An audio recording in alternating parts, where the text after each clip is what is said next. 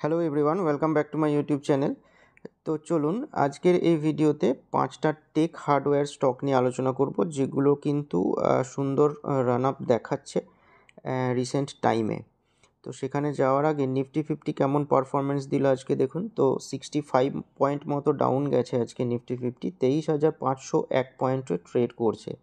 মানে মোটামুটি 23,500 লেভেলটা কিন্তু এরা মেনটেন করেছে আজকে।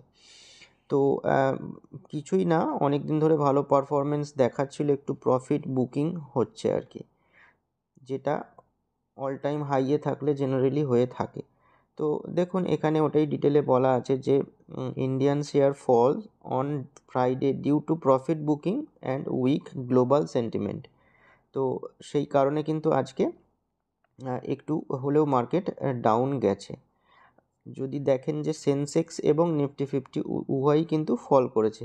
সেন্সেক্স প্রায় 269 পয়েন্ট মতো ফল করেছে এবং নিফটি ফিফটি দেখতে পাচ্ছেন 65.90 পয়েন্ট ফল করেছে, মানে 0.3% মতো।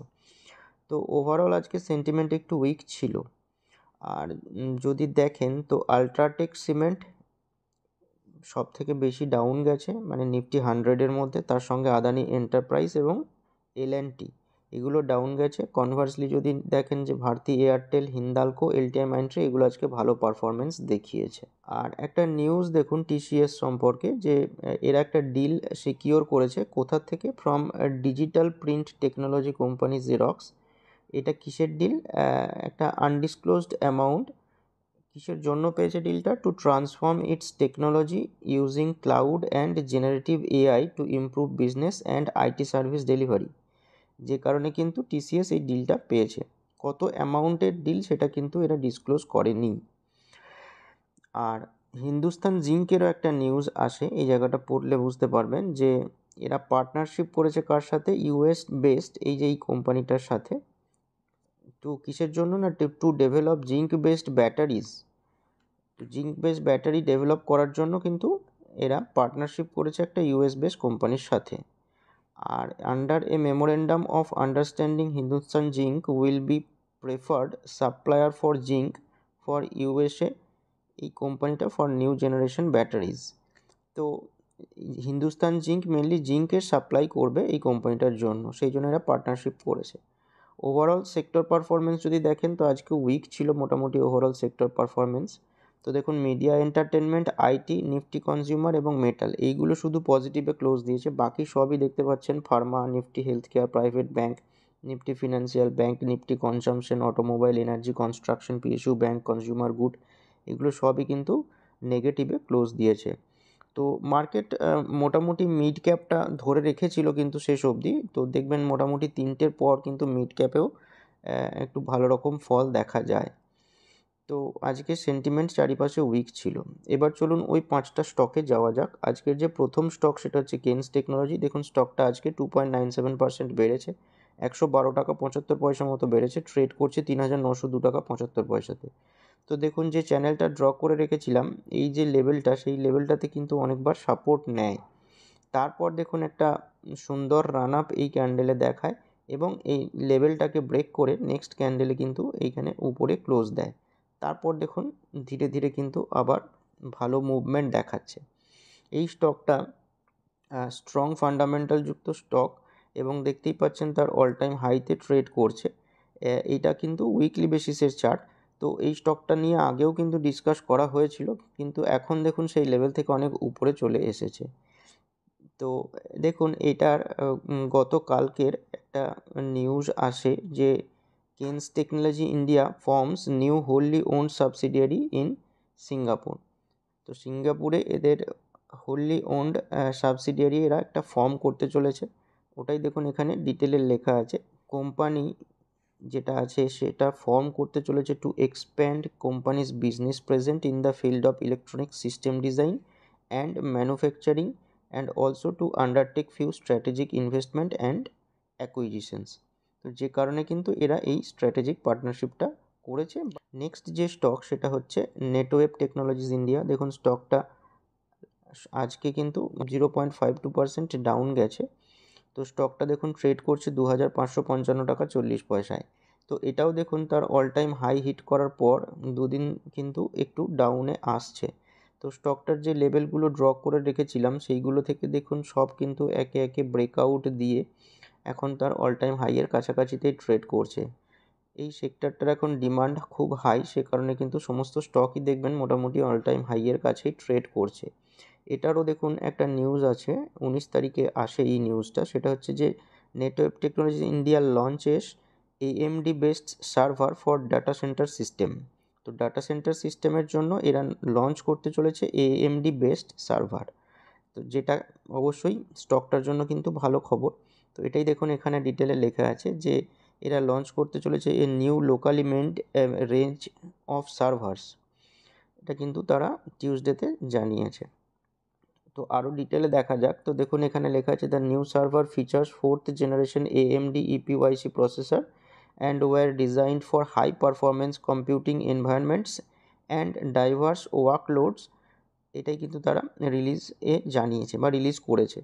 তো তারপরে দেখুন আরও ডিটেল এখানে লেখা আছে the platforms were built with other features for building system for use cases ranging from data centre computing requirements and artificial intelligence system to various storage solution.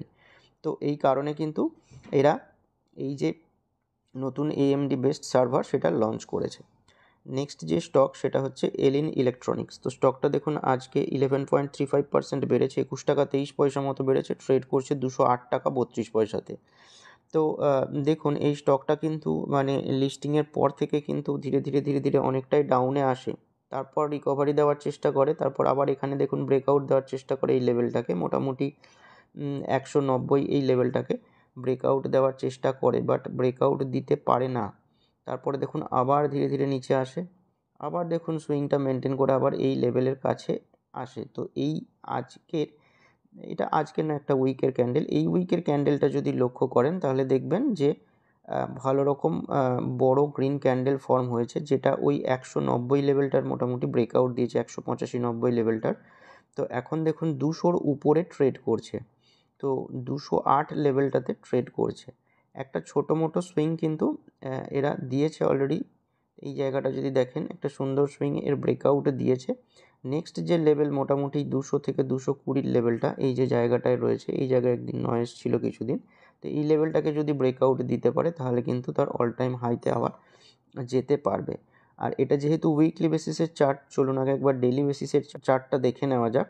তো দেখুন ডেলি বেসিসের চার্টেও দেখতে পাচ্ছেন যে সুন্দর কিন্তু গ্রিন ক্যান্ডেল তৈরি হয়েছে এখানে, এবং এর ভলিউমটা যদি দেখেন নিচের দিকে, তো দেখুন বড় কিন্তু ভলিউম দেখা যাচ্ছে, যেটা তুলনামূলক এই কয়েকদিনের ভলিউমের থেকে অনেকটাই বেশি। তো এই ব্রেকআউটটা কিন্তু সাস্টেন করতে পারে, তো স্টকটার উপর নজর রাখবেন। আর এই স্টকটা যেহেতু নতুন ডিসকাস করা হচ্ছে, তো ফান্ডামেন্টালটাও একটু দেখে নেওয়া যাক। তো দেখুন মার্কেট ক্যাপিটালাইজেশন এটার খুবই কম, 892 কোটি, এবং প্রাইস টু আর্নিং 64, যেটা ইন্ডাস্ট্রি পি থেকে কিন্তু কম রয়েছে, এবং ডেট নেই বললেই চলে। রিটার্ন অন ইকুইটি কিন্তু এখনও খুব একটা ভালো না, 2.76%, আর এটার যে ফেস ভ্যালু সেটা কিন্তু 5 রয়েছে। তো স্টকটা যেহেতু নিউলি লিস্টেড, তো একটু সাবধানে কাজকর্ম করাই ভালো।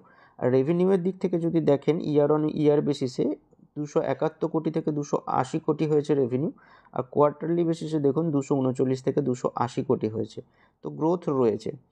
আর প্রফিটের দিকে যদি দেখেন, প্রফিটের দিকেও কিন্তু ইয়ারলি বেসিসে ভালোই গ্রোথ দেখতে পাবেন, মানে ডবল হয়েছে 2 কোটি থেকে 4 কোটি, এবং কোয়ার্টারলি বেসিসেও দেখুন বেড়েছে 3 কোটি থেকে 4 কোটি হয়েছে।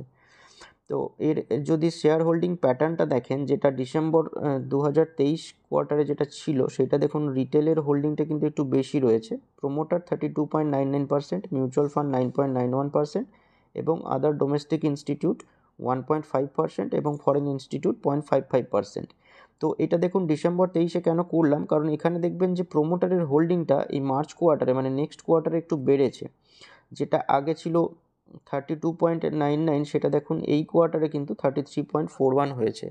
ওটা দেখানোর জন্যই কিন্তু এটা বললাম। তার মানে প্রোমোটার নিজের হোল্ডিং বাড়াচ্ছে, মানে কোম্পানির প্রতি তার আস্থা বা বিশ্বাস আছে যে ভালো পারফরমেন্স দেবে ভবিষ্যতে, সেই বলে।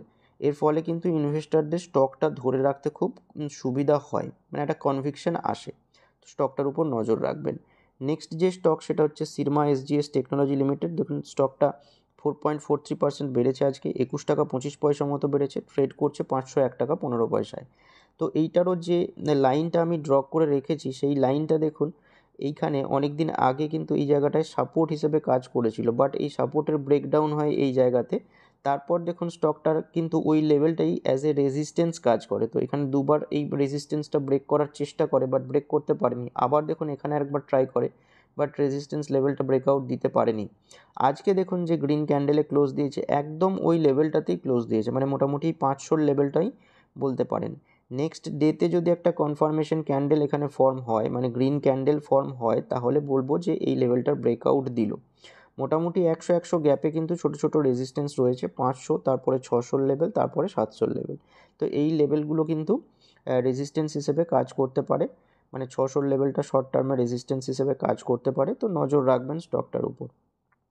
স্টকটার ফান্ডামেন্টালটা একটু দেখা যাক। দেখুন স্টকটার মার্কেট ক্যাপিটালাইজেশন 8,448 কোটি, প্রাইস টু আর্নিং মোটামুটি ইন্ডাস্ট্রি পি সমানই বলতে পারেন, একটু বেশি। আর ডেট টু ইকুইটি কমই আছে 0.39, আর রিটার্ন অন ইকুইটি 6.66%, আর ইপিএস 6.04, এবং ফেস ভ্যালু দেখতে পাচ্ছেন 10।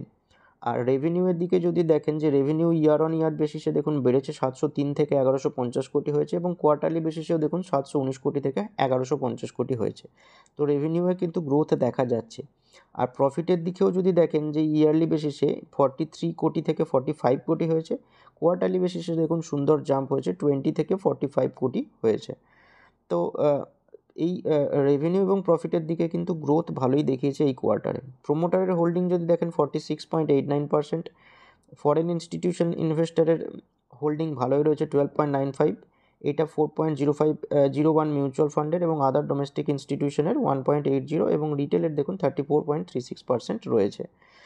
নেক্সট যে স্টক সেটা হচ্ছে কন্ট্রোল প্রিন্ট লিমিটেড। তো দেখুন স্টকটা আজকে 4.49% বেড়েছে, মানে 36 টাকা 35 পয়সার মতো বেড়েছে, ট্রেড করছে 846 টাকা 30 পয়সায়। তো এই স্টকটা দেখুন বহুদিন ধরে কিন্তু কিছু রিটার্ন দেয়নি, মানে একটা ডাউন ট্রেন্ড ফলো করে নিচে আসছে। মোটামুটি এই যে 800 টাকার লেভেলটা আমি ড্র করে রেখেছি, এটা তার স্ট্রং সাপোর্ট হিসেবে কাজ করতে পারে।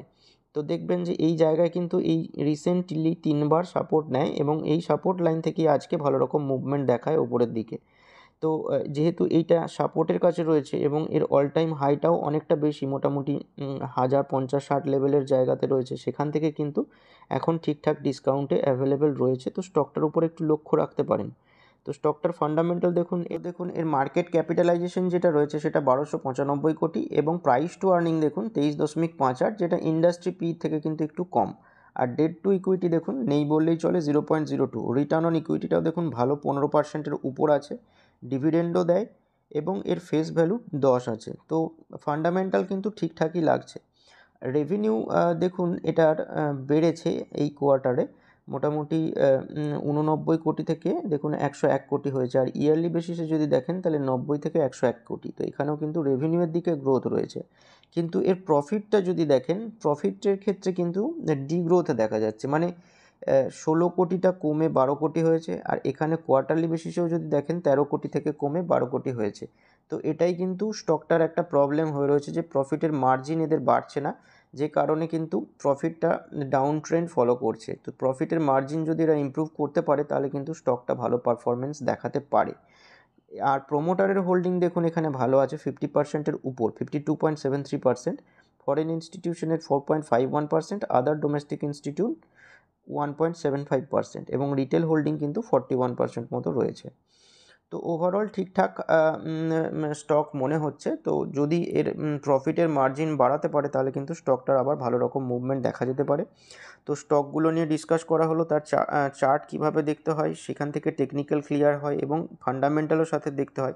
ফান্ডামেন্টাল যদি ভালো থাকে, টেকনিক্যাল প্যাটার্নও যদি পজিটিভ হয়, তখন কিন্তু সেই সমস্ত স্টকগুলোকে একটু একটু করে অ্যাকুমুলেট করতে হয়। অবশ্যই অল টাইম হাইয়ের লেভেলে না করাই ভালো, আর সাপোর্ট লেভেলের কাছাকাছি বা তার একটু উপরে ইনভেস্টমেন্ট করলে ইনভেস্টরদের কিন্তু মানে রিস্ক টু রিওয়ার্ড তাদের জন্য ফেভারেবল হয়। সে কারণেই বলি সাপোর্ট লেভেলগুলোকে একটু নজর রেখে কাজকর্ম করবেন। অবশ্যই স্টকগুলো কোনো রকমের রেকমেন্ডেশন নয়, আপনারা যা করবেন আপনার ফিনান্সিয়াল অ্যাডভাইজারের সাথে কনসাল্ট করে করবেন। আর হ্যাঁ, যদি ভিডিওটা ভালো লেগে থাকে তাহলে লাইক করতে পারেন, এবং চ্যানেলটিকে সাবস্ক্রাইব করতে পারেন।